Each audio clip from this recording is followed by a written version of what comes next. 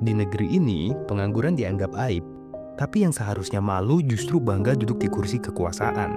Di Indonesia, kalau kamu miskin dan menganggur, yang pertama dituduh bukan sistem, tapi kamu sendiri. Katanya kamu kurang berusaha, katanya kamu kurang bersyukur.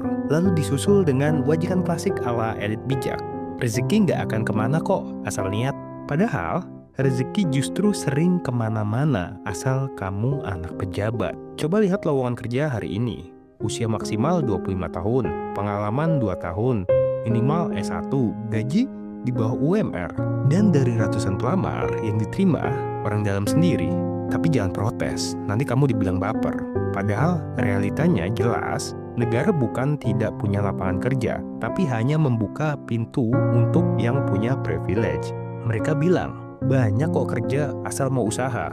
Ya, asal kamu cukup muda, cukup keren, cukup sehat, dan cukup beruntung lahir dari keluarga yang mampu membiayai kuliah. Kalau kamu hanya lulusan SMA, ya maaf, sistem ini tidak disiapkan untuk kamu. Kamu cuma akan dipakai sebagai buruh lepas, lalu dibuang jika tak dibutuhkan. Lowongan kerja sekarang seperti pasar elit, minta sarjana tapi gaji UMR, minta pengalaman tapi tak pernah diberi kesempatan, minta usia muda tapi kerja 12 jam, dan jika kamu gagal masuk kriteria itu, maka kamu dikirim ke kota pengangguran tak produktif. Aneh ya? Negara selalu bilang sumber daya manusia adalah aset, tapi kenyataannya rakyat cuma dianggap beban. Yang boleh kerja cuma mereka yang cocok di feed Instagram HRD, sementara sisanya diberi bansos, disuruh sabar, dan dituduh mager. Dan ini bukan solusi.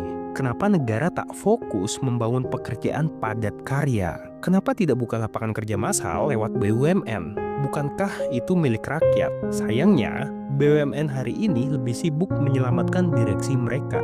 Gaji miliaran, fasilitas mewah, tapi alasan klasik tetap dipakai. BUMN rugi. Mereka rugi, tapi tetap naik gaji. Mereka rugi, tapi tetap jalan-jalan dinas. Mereka rugi, tapi rakyat yang diminta berhemat. Padahal mereka monopoli pasar. Mereka atur tarif. Mereka kuasai sektor vital, tapi masih saja rugi. Rakyat di luar sana berebut kerja harian dengan upah 50.000 yang kadang masih dipotong karena alasan target tidak tercapai. Negara begitu rajin memberi motivasi tapi begitu malas memberi solusi. Makanya kuliah, seolah kuliah itu bisa dibeli semua orang. Seolah semua orang punya privilege ruang belajar yang tenang dan wifi di rumah. Makanya cari relasi. Seolah semua orang punya akses nongkrong di kafe, startup, dan kenalan anak pejabat. Batas usia kerja di bawah 30 tahun, lewat itu. Terlalu tua untuk kerja, terlalu muda untuk pensiun. Tapi rakyat disuruh jadi apa? Bisnis sendiri? Modal dari mana? Punya tabungan saja tidak? Yang ada malah rakyat jadi korban pinjol, karena negara gagal menciptakan sistem kerja yang adil dan pasti.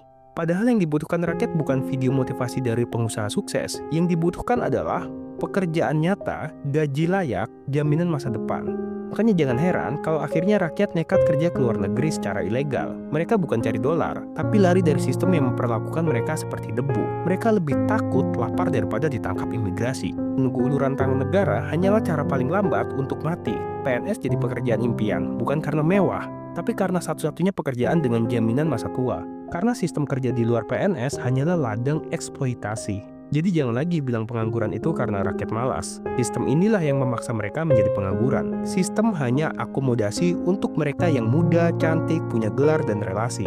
Sementara sisanya dibuang ke sudut dan diminta bersyukur atas nasib buruknya.